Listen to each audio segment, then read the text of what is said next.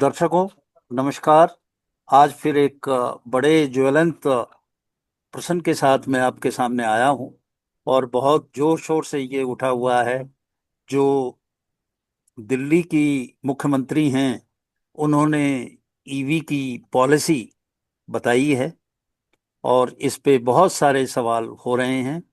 और ईवी की गाड़ियों से रिलेटेड आज हम सवाल सारे पूछेंगे। और इससे पहले एथेनॉल पे हमारे पिछले एपिसोड में हमारे एक्सपर्ट अनिल चिक्कारा साहब, जो फॉर्मर डिप्टी कमिश्नर ट्रांसपोर्ट हैं, उन्होंने जवाब दिए थे और ऑटोमोबाइल इंजीनियर हैं और उनकी कई किताबें इंजीनियरिंग में लगी हुई हैं। आज फिर वो हमारे साथ हैं और आज हम ईवी से रिलेटेड सवाल पूछेंगे। जो इलेक्ट्रॉनिक व्हीकल्स हैं, उनसे रिलेटेड ये सारे सवाल पूछेंगे। तो छिकारा साहब, हमारे चैनल पर जीएससी पोस्ट में आपका स्वागत है। नमस्कार। नमस्कार सर, बहुत बहुत धन्यवाद आपका इनविटेशन का। जी सर।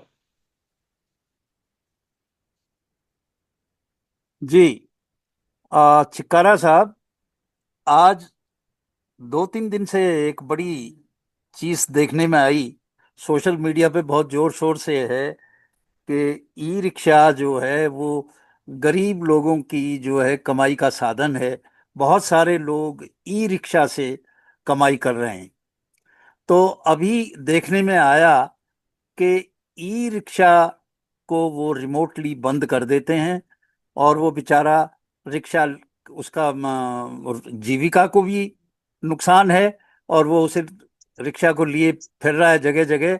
और समझ में नहीं आ रहा कि ई रिक्शा में हुआ क्या है, ये क्या चल रहा है। इसके बारे में जरा हमारे लोगों को अवगत कराएं। मैं आपको बताना चाहूंगा कि एक बहुत नई चीज आपको आज इस माध्यम से बताना चाहूंगा। जी। कि जितने भी हमारे इलेक्ट्रिकल व्हीकल हैं, ये दे आर कनेक्टेड व्हीकल जी। By default.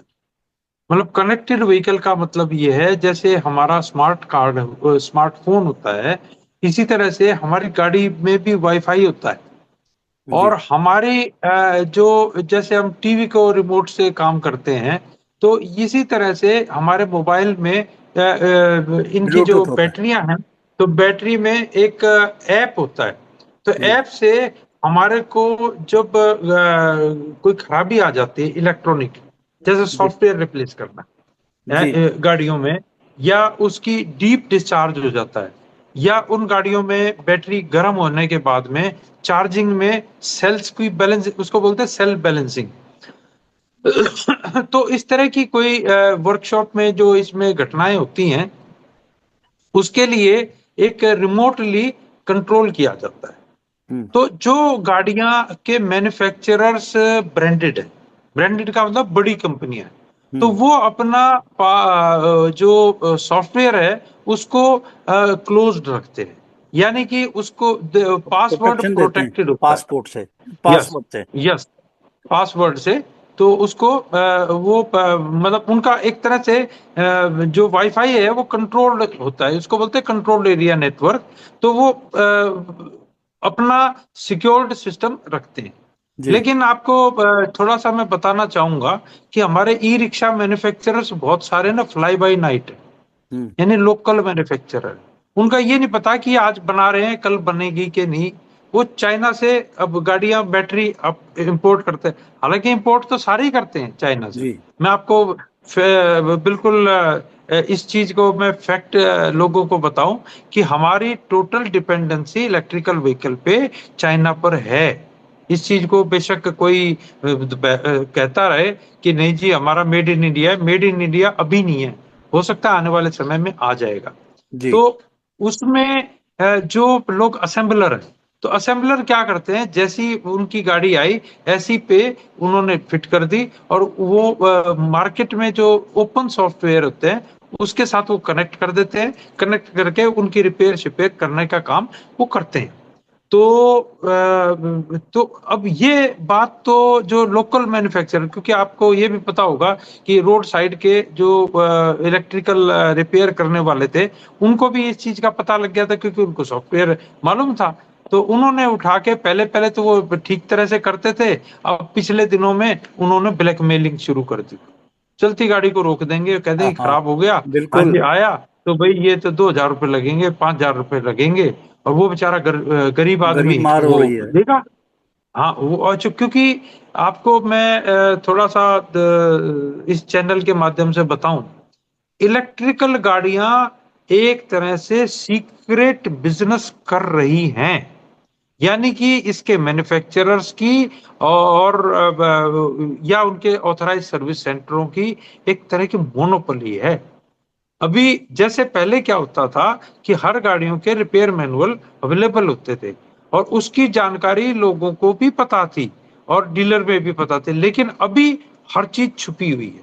जी आपको उसमें इलेक्ट्रिकल व्हीकल भी आते हैं, लेकिन अब आपको फैक्ट मैं बताना चाहूंगा कि हमारे इलेक्ट्रिकल व्हीकल में 3 तरह की कैटेगरी है। एक जी तो बहुत सारे लोग लेड एसिटेट बैटरी लगा रहे हैं, इन्हें लिथियम हटा के बेच देते हैं, और ये पुरानी वाली लगाते हैं जो प्रदूषण करने वाली होती है। तो कुछ तो बहुत सारे लोग तो वो है, मतलब बहुत सारे क्या, बहुत ज्यादा है। अगर हम परसेंटेज में भी बात करेंगे तो उनकी संख्या 70-80% तक का है, जी। ज्यादा भी हो सकती है। तो वो वाले तो उन पे तो कोई फर्क नहीं, पड़ता नहीं। इसमें चिक्कारा अब रही, साहब। जी जी, जी, करें, आप कंप्लीट करें। हाँ, तो जो लेड एसिडेट बैटरी वाली है उनमें तो सॉफ्टवेयर वगैरह कुछ लगता नहीं। अच्छा, फिर दूसरी आती है ब्रांडेड कंपनी। तो ब्रांडेड कंपनी ने अपना सॉफ्टवेयर लॉक किया हुआ है। हालांकि यही टेक्नोलॉजी हमारी इलेक्ट्रिकल कारों में भी होती है। अगर हम 20-30 लाख रुपए की भी गाड़ी खरीदते हैं, तो दे आर ऑल्सो गवर्नड नहीं, मेरा इलेक्ट्रॉनिकली एंड रिमोटली। मेरा हाँ, अगला जो सवाल था, चिक्कारा साहब आपने ले हाँ, लिया। मेरा अगला सवाल अच्छा ये अच्छा, था कि ई रिक्शा को लॉक कर देते हैं, उसकी बैटरी को सॉफ्टवेयर से, जी जी जी, उसको हाँ ऑफ हाँ, कर देते हैं, वो चलती नहीं ई रिक्शा। हाँ जी, तो हाँ हाँ, हमारे पास ई कार है, तो क्या हाँ जी। ई कार को भी कोई चलती चलती ई कार को बैटरी को ऑफ कर दे और वो चले ही ना? पहले ई रिक्शा की थोड़ा सा खत्म कर दूं। तो जो जो अनब्रांडेड गाड़ियां हैं उन पे ये समस्या आती थी। और अब वैसे मुझे आज मुझे पता लगा है कि गवर्नमेंट ऑफ इंडिया ने जो आरसी आरसी का मतलब रिमोट कंट्रोल वाले सॉफ्टवेयर थे, उन पे बैन कर दिया है। तो ये कदम हो गया है। तो अब रही बात आपका ये वाला क्वेश्चन, अगर मैं अपने पासवर्ड, अगर जो जब मैं कार खरीदता हूँ, तो खरीदने के बाद में मुझे पासवर्ड दिए जाएंगे, मेरे पे मेरे सॉफ्टवेयर डाला जाएगा मेरे मोबाइल में। अगर मैं अपने सॉफ्टवेयर के पासवर्ड को किसी को शेयर कर देता हूँ, तो मेरा मिसयूज हो सकता है। अच्छा। तो जैसे हमारा ओटीपी पे, अगर हम नेट बैंकिंग पे भी मिसयूज हो सकता है, तो ऐसा मिसयूज हमारे रिमोट जो कंट्रोल से होता है, तो वो इलेक्ट्रिकल कारों में भी, बसों में भी हो सकता है। लेकिन वो क्योंकि प्रोटेक्टेड हैं, उनके ऊपर कई लेयर्स होती है, तो वो इतनी जल्दी नहीं होता। क्योंकि ये मार्केट में अवेलेबल था इसीलिए हो गया, बट मुझे लगता है कि सरकार ने अपने रेमिडियल मेजर कर दिए हैं, और अब ये समस्या नहीं होगी। नहीं, अब जी, इसमें जैसे पायरेटेड सॉफ्टवेयर है, ठीक है, हाँ दूसरे जी सॉफ्टवेयर जी ये है, वो पायरेटेड का तो कोई वली वारिस होता नहीं, खुद अपने जी बनाए जी हुए हैं जी, उन्होंने, और हाँ उसके जरिए ऑफ कर देते हैं। तो हाँ हाँ एक हाँ आम कार जो चालक है, उसको हाँ हाँ, तो ये पता नहीं रहता कि उसको क्या पासवर्ड्स दिए गए हैं, और देखो जी, हाँ बिल्कुल उसे तो पता नहीं, बिल्कुल, वो तो शोरूम जाता है, अपनी गाड़ी लेता है हाँ, और चलाता है। हम्म, ये बात भी सही है कि जो कारें हैं ना, वो अभी लोकल मार्केट में रिपेयर नहीं हो सकती। क्योंकि उन कार पे काम करने के लिए, चाहे लैपटॉप में आपको डाल लें, चाहे कोई रिमोट एक डिवाइस भी आता है, जैसे लैपटॉप है, चाहे मोबाइल है, तो हैंड हेल्ड डिवाइसेस से भी ये गाड़ियां ठीक होती हैं। तो लेकिन उसमें पासवर्ड जो कंपनी के पास होता है या डीलर के पास होता है, तो उसी पे ही वो रिपेयर हो सकती हैं। और दूसरी बात ये है कि उनका एक्सेस, जब तक हमारा कस्टमर उनको देगा नहीं तो वो होंगी भी नहीं। यानी कि हाँ। अब मैं आपका जो अप्रीहेंशन मैं उसको दूसरे तरीके से लेता हूँ कि एक आदमी है, वो डीलरशिप का मिस्त्री है, और वो मिस्त्री क्या करता है कि अपना जो डिवाइस अगर बाई चांस उसके हाथ में है और वो चलती गाड़ी को बंद करेगा, लेकिन जब तक हमारा कस्टमर उसको एक्सेस नहीं देगा, जब तक वो गाड़ी नहीं काम कर पाएगा। तो ये वाला चीज है प्रोटेक्टेड में। तो अभी तो स्थिति ये है। और अभी क्योंकि ये चलिए। चीजें हमारे देश अब के लिए बिल्कुल अब नहीं है, तो वैसे तो हम इसके ये लिए। हम्म, चिक्कारा साहब, थोड़ा सा डर तो इससे हो ही रहा है कि जब रिमोटली ये होता है तो कल को कोई और शातिर दिमाग, क्योंकि आईटी में शातिर दिमाग बहुत हैं, तो वो बिल्कुल कुछ ना बिल्कुल। कुछ इसको प्ले तो करे और गाड़ी को, चलती गाड़ी को बंद कर दे। और क्योंकि सारा रिमोट से ही काम होता है, तो ऐसा कुछ जी करे, सर, जी क्योंकि सर। ब्लूटूथ इनेबल्ड है ये। और ब्लूटूथ की एक हम्म। रेंज है 15-20 मीटर, जी। उसके बीच में जो है हाँ। कुछ वो इंटरसेप्ट करके और पासवर्ड क्रैक करके, there are software by which pass password can be crack. बिल्कुल। तो मैं थोड़ा आपको थोड़ा सा डर तो बताना है। चाहूंगा। सर सर सर, मैं बताना चाह रहा हूँ, क्योंकि मेरा कुछ कंपनियों से इस बारे में जो आज हम चर्चा कर रहे हैं, ये मेरी आज से 4-5 महीने पहले चर्चा हुई थी। तो हमारा देश में जो AIS बोलते हैं उसको, ऑटोमोटिव इंडियन स्टैंडर्ड्स, तो वो मोटर व्हीकल एक्ट के साथ काम करते हैं। तो उसके अंदर साइबर सिक्योरिटी का ऑलरेडी आ चुका है। जी। अभी ये वाली बात भी हुई थी कि अगर मैं किसी गाड़ी को सॉफ्टवेयर चलती, क्योंकि पहले ये ओपन था, मैं आपको बताऊं, आज से 1-1.5 साल पहले तक हमारी इलेक्ट्रिकल गाड़ियों में भी ऐसी चीजें कुछ ओपन थी। और इसमें ये भी हो सकता है कि कोई आदमी सॉफ्टवेयर करप्ट भी कर सकता है, उसको खराब भी कर सकता है। लेकिन अभी जो गाड़ियां मैन्युफैक्चर की जा रही हैं उनके अंदर AIS, जो इसका नंबर मैं पूरा भी याद नहीं है, तो वो कंप्लाइंट होना जरूरी है। यानी कि cyber security is one of the mandate for the automobile manufacturers of EV। जी। है जी। ये वाला काफी प्रोविजन है, काफी तो कार वाले को इस फिलहाल डरने की जरूरत इस नहीं है। इस प्रश्न पे काफी हमने समय ले लिया, अब आगे चलते हैं। ठीक ठीक ठीक। और यस यस। एक जो पॉलिसी दिल्ली की जी। मुख्यमंत्री ने अभी अनाउंस की जी। है, यस ईवी की, तो यस यस। इसमें कई सवाल हैं। हाँ जी। एक सवाल है कि जो और गाड़ियां हैं ऑलरेडी पेट्रोल हाँ जी। की, डीजल की चल रही हैं, तो हाँ हाँ। जब ईवी जो है 2028 में, हाँ। जैसा सुनने में आ रहा है कि सारा ईवी हो जी जी। जाएगा दिल्ली में, जी जी। एनसीआर में, हाँ तो क्या वो गाड़ी हाँ। हाँ। चलती रहेंगी या बंद हो जाएंगी? ये लोग बार बार पूछ रहे हैं, उनको थोड़ा सा एप्रीहेंशन है। देखिए सर, जहां तक बात है पुरानी गाड़ियां चलने की, वो चलती रहेंगी। इस चीज पे किसी तरह की कोई परेशानी वाली बात नहीं है। जिन गाड़ियों को पुरानी जो चल रही हैं, वो जैसे स्कूटर है, कार है, तो उनको फ्रेश गाड़ियों का रजिस्ट्रेशन पे इस तरह की कंपल्शन की गई है। लेकिन पुरानी गाड़ियां चलती रहेंगी। इस तरह का कोई नोटिफिकेशन में ऐसा कोई क्लॉज नहीं है कि पुरानी गाड़ियां बंद हो जाएंगी, जी। जी। एक्सेप्ट फॉर अदर्स, कुछ कैटेगरी छोड़ के। हाँ। अच्छा, स्कूल बस के ऊपर काफी चर्चा हो रही है, जी। ईवी। तो ये क्या है यस यस। इसकी जो पॉलिसी है ईवी की स्कूल बस के ऊपर जी 2028? जी।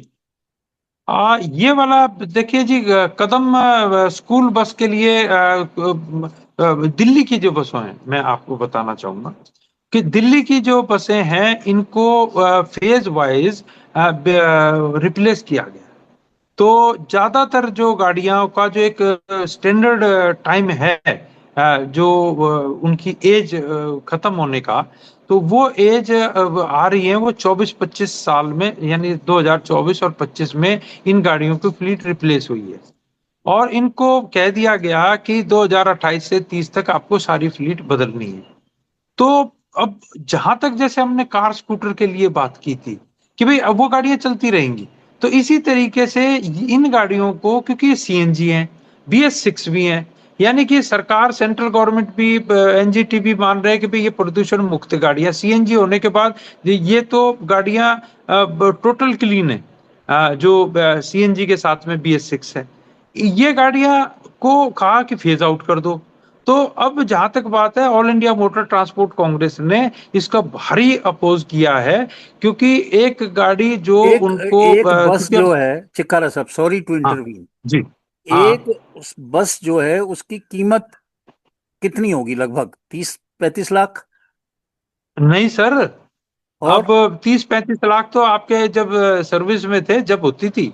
अच्छा, हाँ, अब गाड़ियां जो है वो 70-75 लाख तक की हो गई, क्योंकि एयर कंडीशन गाड़ियां भी अब अभी है। 75 लाख स्कूलों की में भी किसी अब ने एयर कंडीशन गाड़ियां किसी ने चलती हैं। 1 साल पहले सीएनजी की गाड़ी ली 75 लाख की। जी, हाँ, 75 लाख की। और आ, ये भी कहा जा रहा है कि 1-1 करोड़ की भी बस हैं, जो मुझे फीडबैक देखो जी, अभी। कुछ भी हाँ, हो सकता है, क्योंकि हाँ। उसकी लेंथ, अब विड्थ, लो एक फ्लोर, ये एक सारी साल सारी बाद चीजों ही के ऊपर पे बात की जाती है। एक हाँ, साल बाद कहा गया कि 28 में बंद हो जाएगी, फेस आउट हो देखो जाएगी। ये दुर्भाग्यपूर्ण, तो उस बंदे दुर्भाग्यपूर्ण को है। तो सीधा सीधा, और स्कूल की बस तो ज्यादा चलती भी नहीं है। चल, बहुत ये वाला जो क्लॉज रखी गई थी, मैं आपको खुद भी बताऊं, मैं मैंने भी एक मेल करके ऑफिशियली अपनी इसमें ऑब्जेक्शन फाइल की थी, और मैं उसके बाद में अफसरों से मिलके भी आया था, और मैंने कहा भी था कि जी आप इस पे रिलीव करो, इसको डेफर करो, और इसको कुछ इस तरह से करो कि न्यू इंडक्ट होती रहे, पुरानी को पुरानी लाइफ मिल जाए। नहीं, तो सीएनजी ये से वाली बात बोली गई आप थी। तो सीएनजी से कोई लेकिन पॉल्यूशन नहीं है, वो नहीं ऑलरेडी है, ये सीएनजी है। बात, और यही सीएनजी बात को बताई केवल थी। ईवी से रिप्लेस करने के लिए आप करोड़ करोड़ रुपए का झटका दे रहे हैं लोगों को। ये तो जी, बात हाँ, कहीं तुकबंदी नहीं, ये तो अजीब सी बात है, और सरकार को अपना ये निर्णय बदलना चाहिए। बिल्कुल बदलना चाहिए। और ये मैं आपको खुद भी मैं कहना चाहूंगा कि जो लोग इसके अंदर ड्राफ्ट वगैरह बनाने में थे, मुझे लग रहा था कि वे लोग किसी बाह्य दबाव में थे। अच्छा, एक बात इस पे मैं मतलब ये, दिस इज माय फीलिंग। हाँ, आप, क्योंकि उनको कन्विंस कर दिया गया था, हाँ, लेकिन ड्राफ्ट के बाद में वो बोलते कि जी हम इसको टेकअप करेंगे, लेकिन उनको इस प्रकार की अप्रूवल नहीं मिली, तो इसका मतलब वो कोई ना कोई दबाव में थे। हाँ, ये तो अजीब सी बात है। और इनफैक्ट जब पूरी उसकी उम्र हो जाए, पॉल्यूशन कर नहीं रही, तो उसके हाँ बाद जी, आप उसको ईवी के लिए स्विच ओवर कर दें, नई गाड़ियां सीएनजी की बजाय ईवी की करें, और जो पुरानी है उनको चलने दें। ये बस यही मेरा कहना था। और क्योंकि बात यह है कि हम अब सरकार और जनता दोनों से जुड़े, हमारे को सरकार का के साथ भी उतना ही एक तरह से लॉयल है जितने की पब्लिक के लिए। लेकिन अच्छा, अगर कोई ऐसा कदम जिसमें जस्टिफिकेशन नहीं हो, तो हमारे को उस कदम को हम वेलकम नहीं करते। जी, जी। जी, चिकारा साहब, टू व्हीलर भी जो है ईवी पे स्विच ओवर होने की वो है, तो इसके बारे में भी जरा जी, स्पष्ट कर दें। पुराने टू व्हीलर चलते रहेंगे, और हाँ, ईवी जो लेगा टू व्हीलर, उसमें जी। क्या सब्सिडीज है, क्या कुछ उसको मिलेगा? देखिए जी, टू व्हीलर पे सब्सिडी तो बहुत अच्छी दी जा रही है, 30,000 की। और मैं मेरा एक अलग व्यू है। मेरा व्यू ये है कि अगर कोई गाड़ी हमारे को इकोनॉमिकल पड़ती है, जब हमने डीजल से स्विच ओवर किया सीएनजी में, तो सीएनजी में जब लोगों ने पाया कि जो मेरी गाड़ी की कीमत मतलब 65% पड़ती है ऑपरेटिंग कॉस्ट, लोगों ने अपने आप बदली। फोर्सफुली सीएनजी की जरूरत नहीं थी, क्योंकि उनके जैसे ही चार्जिंग स्टेशन, वो सॉरी फिलिंग स्टेशन हमारे सीएनजी के बने, लोगों ने अपने आप अपनी फ्लीट बदल ली। इसी तरीके से टू व्हीलर की बात, जहां तक बात है, मैं आपको बताऊं कि जी जब से जीएसटी की रिलीफ दिया हमारे देश में, सॉरी दिल्ली के अंदर, हमारा टू व्हीलर के रिकॉर्ड ब्रेकिंग हो गए थे इलेक्ट्रिकल के। उस टाइम पे तो सब्सिडी भी नहीं थी, तो लोग अपने आप खरीदेंगे, हमारे को सब्सिडी इंडिविजुअल देने की जरूरत भी नहीं है। है। अगर सरकार ने सब्सिडी देनी है तो चार्जिंग स्टेशन पे दे। चार्जिंग स्टेशन जो है सरकारी जगहों पर क्योंकि एक तरफ तो राइट ऑफ वॉक आ गया, यानी कि पेडिस्ट्रियन को चलने के लिए सुप्रीम कोर्ट ने कहा है कि उनको किसी तरह से रोकना नहीं चाहिए। तो अगर हम फुटपाथ पे अगर हम बनाते भी रहेंगे जो ईवी चार्जर, तो लोगों का इंक्रोचमेंट होगा। तो उससे बढ़िया है कि आप प्राइवेट घरों में अगर वो मापदंड के अनुरूप हैं तो उनको सब्सिडी दें। और एक इलेक्ट्रिकल व्हीकल स्लो चार्जर की अगर मैं बात करता हूं तो उसको 3 या 4 टू व्हीलर की जरूरत है। हमारे चार्जर की यूनिट अगर अपने आप बढ़ जाएगी तो टू व्हीलर बिना किसी सब्सिडी के कॉमन हो जाएगा और हमारी फ्लीट ऑटोमेटिकली इलेक्ट ईवी पर आ जाएगी।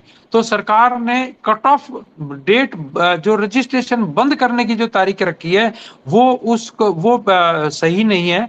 आप उनको जो है चार्जिंग स्टेशन बनते रहें और फिर उसके बाद में ये गाड़ियां अपने आप आएंगी और जी जिनकी लाइफ पूरी हो रही है वो लोग फिर नई गाड़ी रिप्लेस जी। करते रहें। ये फार्मूला तब का है। और सब्सिडी ज्यादा देने की अब जरूरतें नहीं है क्योंकि इसे टैक्स पेयर मनी का फायदा समाज को होना चाहिए, एज ए मास होना चाहिए, ना कि इंडिविजुअल को। अच्छा, एक बात मेरी समझ से थोड़ी बाहर हो रही है कि जो इलेक्ट्रॉनिक का ये जो चार्जर हैं ईवी के, हम्म।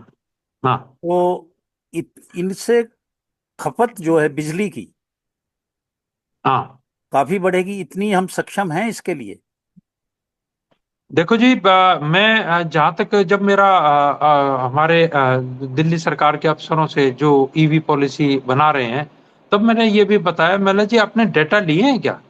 हैं आपने जो बिजली की इनहेंस कैपेसिटी होगी, क्योंकि अगर हम इलेक्ट्रिकल व्हीकल पे आते हैं और अगर ये 28 के बाद की बात करते हैं तो अगर हमारी गाड़ियां लेटेस्ट से कि इलेक्ट्रिकल गाड़ियां जो हैं वो 6 साढ़े छः लाख से ज्यादा गाड़ियां दिल्ली में होती हैं। और अगर हम उसको स्विच ओवर कर लेंगे टू व्हीलर पूरी ईवी पे आ जाएगी।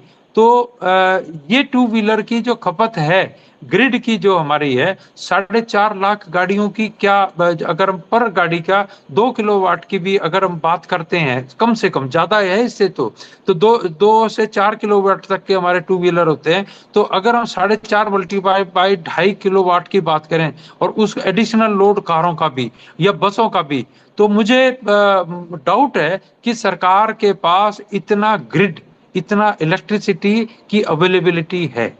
तो अच्छा एक। ये वाला चीज भी हमारे को मैं ये कह रहा हूँ जी कि जी इलेक्ट्रिकल व्हीकल को मैं सपोर्ट करता हूँ, जी। लेकिन उसका जस्टिफिकेशन भी मुझे साथ के साथ चाहिए।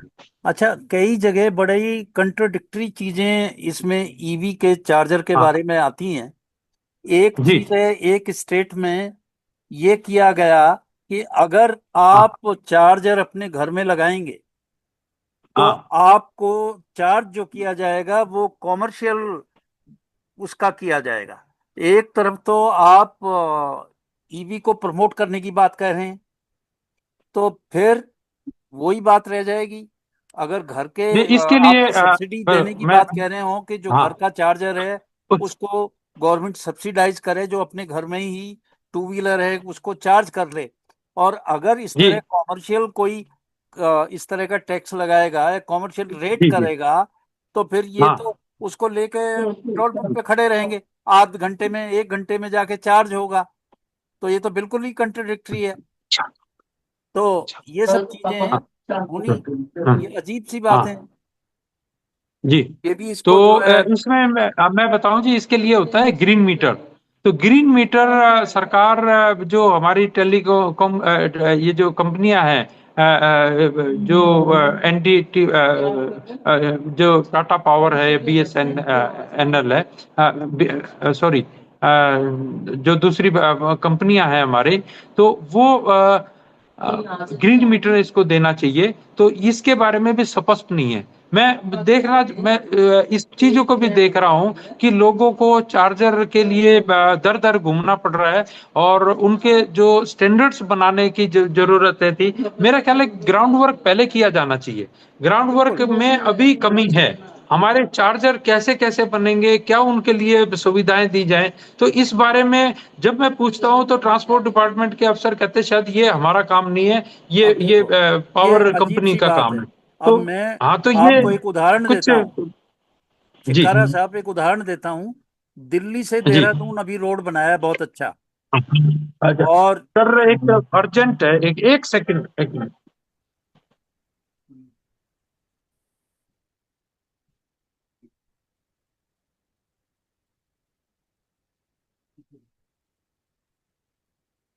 जी।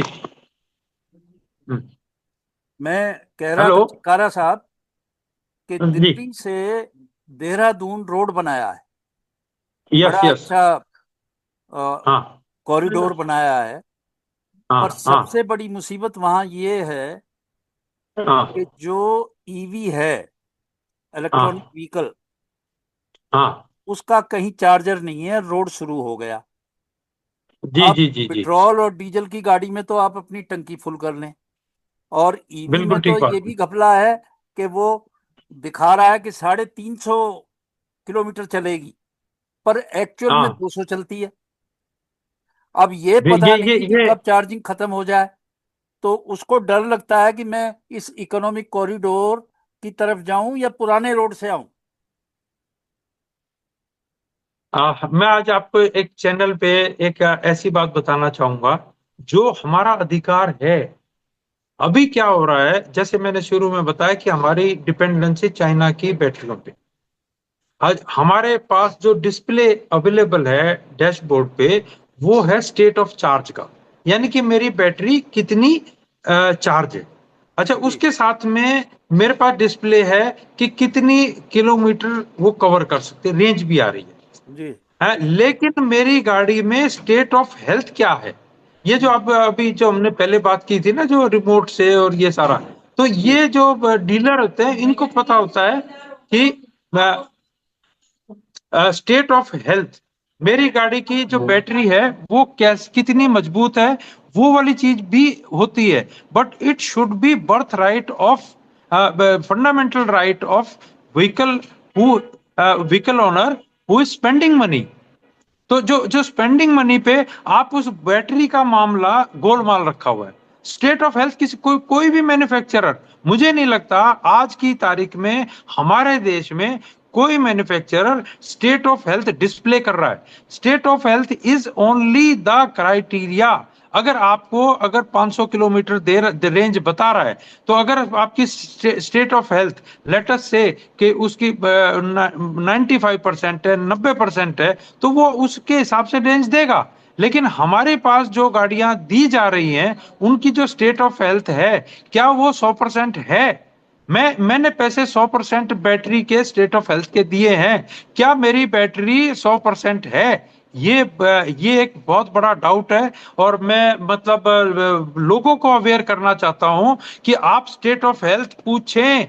और सरकार को भी ये कहना चाहता हूं कि आप इसको मैंडेट करें कि state of health should be available on the dashboard, तो जिससे कि लोगों को एक्चुअल गाड़ी की बैटरी कंडीशन पता चल सके। मैं देखा है कि गाड़ी चलाते चलाते वो दिखा देगा कि इस गाड़ी की रेंज जो है, पहले जब मैंने गाड़ी शुरू की तो 400 थी, और बाद हाँ में जी। 500 को लांग जाता है। हाँ। ये ऐसे बढ़ता चला जाता है। ये खास तौर पे हाइब्रिड जो गाड़ियां हैं उनमें होता है। नहीं, चलो, तो हम मतलब हाइब्रिड को तो आदमी अलग रखे हैं, की देखिए। जो, जितना हाँ हम पेट्रोल और डीजल के बारे में सुई देख के सर्टेन होते हैं, उतनी ही हाँ, अनसर्टिनिटी इन ईवी व्हीकल्स में है। बिल्कुल है ये जी। नहीं मैं पता मैं पड़ता कि 200 हालांकि चलेगी, 250 चलेगी, 300 चलेगी। मैं आपको इस बात की पुष्टि नहीं करता हूं, क्योंकि आपका जिम्मेवार चैनल है और मैं खुद भी नहीं करता हूं। लेकिन मैंने भी एक अफवाह सुनी है कि ये जो रेट्रोफिटमेंट कंपनियां हैं, कि चाइना की जो गाड़ियों की स्टेट ऑफ हेल्थ 70% रहती है, वो दूसरे देशों में एक्सपोर्ट कर देते हैं। और हम लोग खुश होते हैं कि हमने इलेक्ट्रिकल गाड़ियां ले ली, लेकिन वो वाली जो सेल्स हैं, क्या वो ओरिजिनल हैं? नहीं, ये मेंटेनेंस एक, इसमें हालांकि तो मैं इस इस बारे में पुष्टि नहीं कर रहा, लेकिन मुझे कुछ जो ईवी पे पुराने एक्सपर्ट हैं, उन्होंने ये वाली बात बताई है। बट ऐसी अफवाह बाजार में है। हाँ, और क्योंकि मैं मेरे पास इस टाइम पे प्रमाण नहीं है, क्योंकि मैं इस तरह का देखूं, लेकिन चलो। ऐसी बात शायद हो सकती है। जी जी चिक्कारा साहब, बड़ी लंबी चौड़ी बातचीत हुई ईवी पे, जी और सर। अभी भी जी सवालों की फहरिस्त बहुत लंबी है, पर समय जी जी। जो है उसकी यस। पाबंदी है, हम आगे जा नहीं जी जी। सकते। फिर दोबारा फिर मिलेंगे। Yes yes. और जरूर। मुझे आशा है कि बहुत सारी भ्रांतियां हमारे जो जी जी दर्शक जी। हैं उनकी दूर जी हुई होंगी। और बिल्कुल। आप मुझे लिखेंगे, बताएंगे, तो यस। अगली बार उन यस। सवालों को भी हम अपने प्रोग्राम में शामिल करेंगे और छिक्कारा साहब से उनका जवाब लेंगे। आज हम हाँ, हाँ, धन्यवाद देते हैं छिक्कारा साहब का, वो हमारे चैनल पे आए और कई चीजें नई बताई जो लोगों को नहीं पता हाँ, है। और जी। आइंदा भी आते रहेंगे। आज इन्हीं शब्दों यस के यस। साथ मैं अपने जी दर्शकों से विदा लेता हूं। जी। नमस्कार।